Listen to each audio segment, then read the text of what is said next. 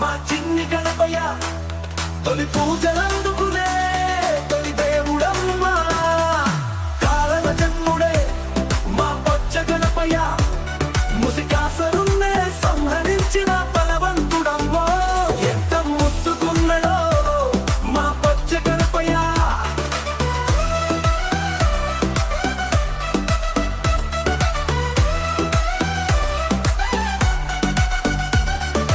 పార్వతమ్మ చేతిలో పిండి బొమ్మగా పుట్టి ముక్కంటిని ఎదిరించిగా ఆగ్రహించిన శివయ్య అస్త్రాలెన్నో సంధించిన అస్త్రాలన్నీ నేలకురాలగా కిలకిల నవ్వబట్టే మా చిన్ని గణపయ్య ఎంత ముద్దుకున్నడో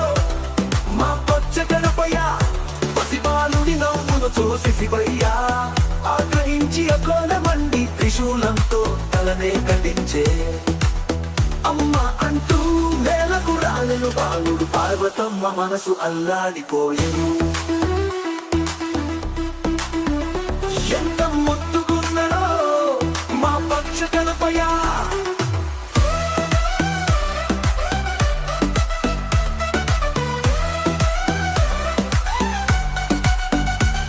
కసిబాలుడి నవ్వును చూసి శివయ్య ఆగ్రహించి అక్కోలమంటి త్రిశూలంతో తలనే ఖండించే అమ్మ అంటూ నేలకు రాలెను బాలుడు పార్వతమ్మ మనసు అల్లాడిపోయెను ఎంత మొత్తుకున్నడో మా పచ్చ గణపయ్య ఎంత కష్టమొచ్చెనమ్మా మా గణపయ్యకు శివయ్య మూడు కన్ను తెరిచి బాలుడి తలను భస్మం చేసేను పరుగున వచ్చిన పార్వతమ్మ బిడ్డను చూసి పోరున విలపించను ఎంత ముద్దుకున్నడో మా పచ్చ గణపయ్య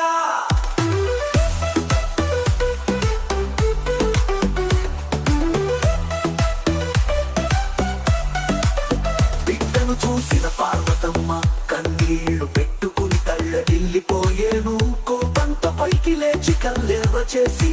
అగ్రహించి అక్కోలే మండే పార్వతమ్మ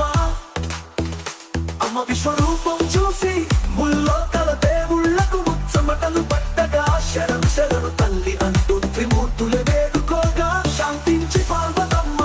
పుత్రుణ్ణి బతికించమని కోరగా ఎంత ముద్దుకున్నడో మా పచ్చ గణపయ్య